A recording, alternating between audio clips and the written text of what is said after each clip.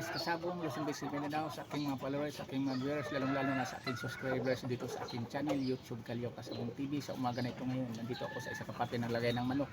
Hindi ako humahawak ng manok. Ang ibigay ko o content sa inyo, ang usapin natin ngayon tungkol sa idea ko sa mga itlog na naipon ko na may inahin akong naglilimlim. Ipaliwanag ko sa inyo anong gagawin ko nito. Ito siya, mga itlog na ito pinaka-importante sa akin ngayon dahil hiniram ko lang ang nagmay-ari ng itlog nito, yung kulay gold na babae. Kasi wala pa akong gold na mga lahi dito sa kulay sa mga manok. Yung naglilimlim ko, yung gustong sweater ko na babae nga kulay pula. Alam mo, ang gagawin ko para makatipid ako, makaminos sa pagbaya doon sa incubator, kaya ihatid ko sana ito bukas. Bawasan ko ang mga itlog doon, tapos ito ang ipalit ko sa binawas kong itlog sa naglilimlim kong inahin na linyadang Boston sweater. Ipalit ko itong mga itlog sa gold na hiniram ko lang na babae. Kasi iyan ang pinaka-importante ko. Maganda naman na linyada yon na Boston sweater ko nga inahin. Itlog niya mismong gilimliman, pero kailangan ko talaga ngayon ang kulay gold. Kung swertihin para magkaroon ng kulay gold naman, maiba naman ang mga kulay ang aking mga alaga, ang mga inalaga ang mga manok. Kaya yung itlog na yun di masayang yon dahil iyan ang dadalhin ko bukas sa incubator. Pangdagdag ko rin sa naipon ko na mga itlog na nandoon sa bahay. Nailagay ko sa ilalim ng gulay kasi obligado ako pupunta bukas kasi naka-schedule naman ang mga hinatid ko mga itlog nung unang mga itlog sa aking mga manok na magpisa na bukas. Schedule na nakukunin bukas. Yan lang ang mga pamaraan. Kung mayroon kayong inahing naglilimlim, pwede nyo na, halimbawa kung may alaga kayong inahin, halimbawa native lang, nakaminos kayo niyang tanggalin nyo ang mga itlog sa native nyo na inahin, ang mga inipon yung itlog sa mga Texas nyo, mga quality mga inahin, yan ang ipalimliman nyo, ipalit nyo. Sigurado pa nga na monitor nyo araw-araw, nakita nyo bawat magpakain kayo kung paano niya ginagawang limliman, paano niya magawa sa paglilimlim niya, kung maayos ba, magpisa ba lahat. Kasi sa incubator kasi paghatid natin, mabalitaan na lang natin kung pitsang kukunin na natin kung ilan lang ang nagpisa. Yan ang totoo niyan.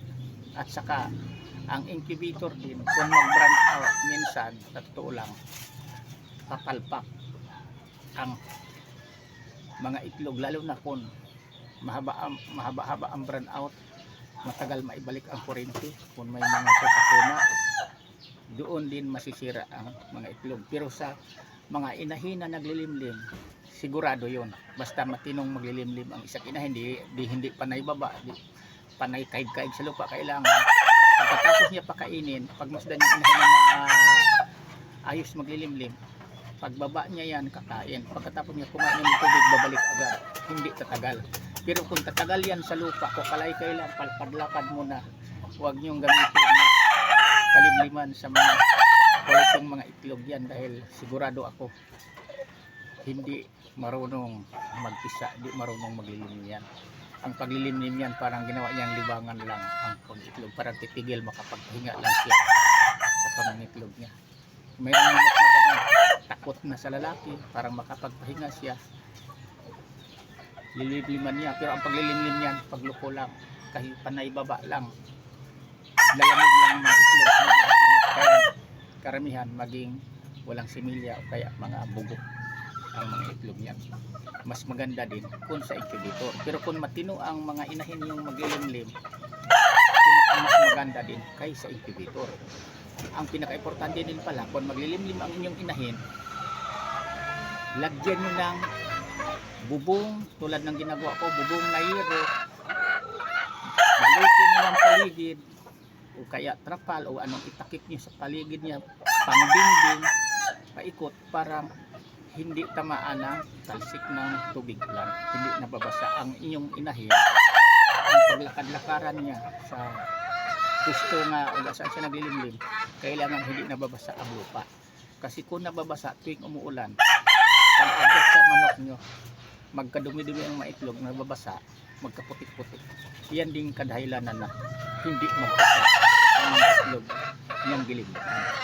Yan ang obserbasyon ko o na-experience ko tungkol sa pag-alagang manok. Kasi sa katagal ko na nag-alagang manok, bata pa ako amin sa Negros na magmamanok na ako, nag-alaga na ako ng mga manok, kaya alam ko na nga ang proseso sa isa kay nahin ka seryosong maglilimlim, matinong maglilimlim at saka hindi.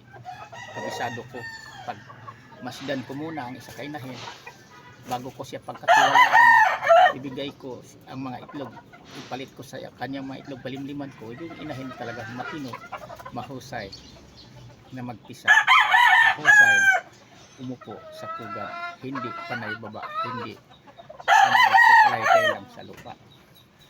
Yan ang katotohanan dyan. Yan kasabong sa pag-alaga ng mga manok. Alam niyo ba, habang tumatagal tayo, makukuha na natin ang tamang proseso. Ang dami na nating matutunan dito tungkol sa pag-alaga natin kung paano ang mga pamaraan. Kaya ako, subaybayan na lang ang mga content kong i-upload ko dito sa aking channel YouTube Kalyaw Kasabong TV, kasi makakuha kayo dito ng ideas sa panood sa aking mga content na pangdagdag sa kaalaman nyo sa pag-alaga ng manok, lalong lalo na kayong mga baguhan pa lang magsimula. Pinaka-importante na mayroon din kayong kunting kaalaman na pang puhunan para sa pagsimulang pag-alaga. Hindi lang namuhunan tayo dito sa pira, bibili tayo ng mga maayos na materialis, babae lalaki, may kamahalan, may puhunan na din tayo na kunting kaalaman kung paano ang proseso pagpalahi, paano magpadami ng mga alaga natin. Yan pinaka-importante dito. Hanggang dito muna ako kasabong. Bukas ulit naman. Pag magustuhan tong aking mga videos, kung mapanood yung mga baguhan pa lang, paki-subscribe naman, paki-follow, paki-share para sa kamaraan sa pag-share niyo sa aking mga videos. Matulungan natin ang bagong magsimula na makakuha din ng konting idea sa aking mga video kung paano ang dapat mga pamaraan para nga hindi magkalugi-lugi sa paggastos sa ating mga alagang manok. Kasi dito sa pag-alaga ng manok, namuhunan tayo, ginagastosan natin, pinaka-importante, may sapat tayong kaalaman o idea kung paano natin gawin ang pagpadami sa ating mga alagang manok. Yan lang, thank you ulit. Bukas ulit. Bye-bye.